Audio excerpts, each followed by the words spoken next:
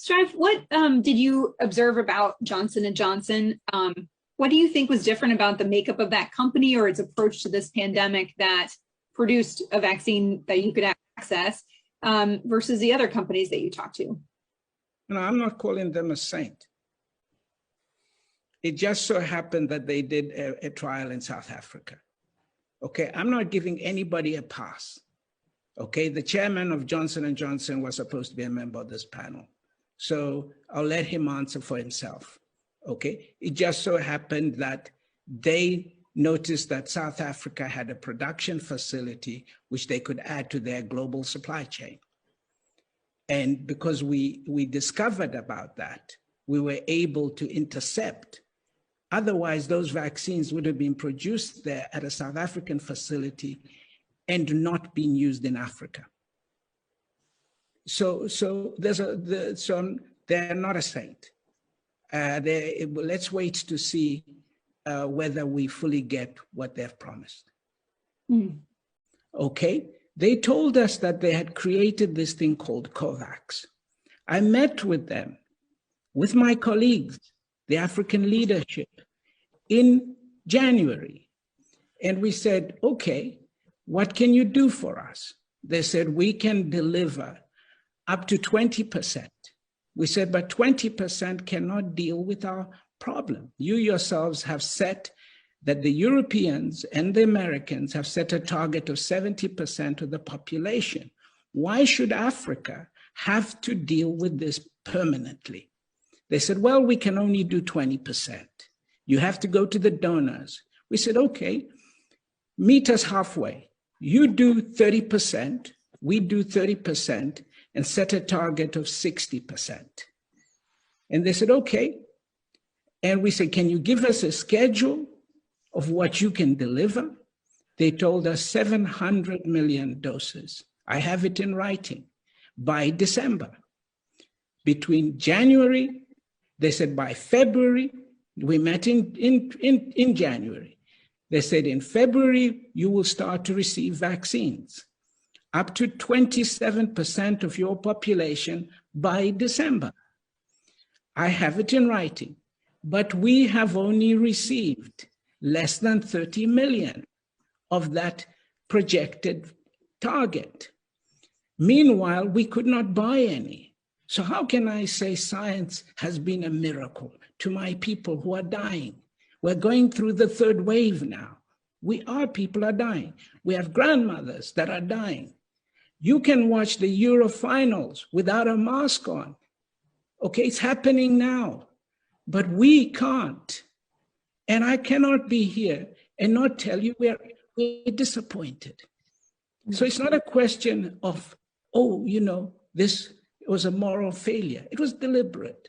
Okay, those with the resources push their way to the front of the queue. Do you see any signs of progress in improving the access to vaccines and the sense of equity here? And what more do you feel like could be done right now to fix that? The simple answer is no. Okay, this is a deliberate global architecture of unfairness. It was deliberate. It's just unfair. So let's call it what it is. Imagine we all live in a village and there's a drought and we say there isn't going to be enough bread. And the richest guys grab the baker and they take control of the production of bread. And then we all have to go to those guys and ask them for a loaf of bread. That is what this architecture that is in place. I was called as a business leader by the African leaders to try and help access to vaccines.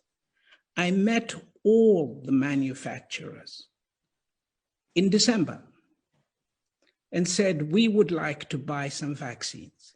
We had money. We were willing to pay upfront in cash. We were not asking for donations. And they said that all capacity for 2021 has been sold.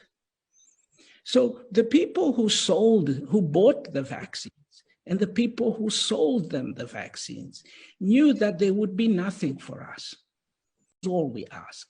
You cannot tell us on one hand that you're going to give us, but you haven't lifted the restrictions on exports of raw materials needed to produce vaccines. The United States has export restrictions on over 60 components required in the production of vaccines. So look, we need access to these vaccines, okay? And I came here to tell you that. If ever there was an inquiry into how this was done, we even find COVAX culpable because we were misled. We were led down the garden path, okay? We got to December believing that the whole world was coming together to purchase vaccines, not knowing that we'd been caroled into a little corner whilst others ran off and secured the supplies. That's what COVAX was supposed to do for us. And COVAX was not supposed to go and purchase from one supplier in India, then tell us in June that, sorry, there's a problem in India. Who does the risk analysis of this stuff? That same Indian company, President Barroso, I told them in January that, listen, you cannot deliver what you claim you can do. But you signed the contracts by which our health security in Africa was compromised. That is COVAX. Please fix it.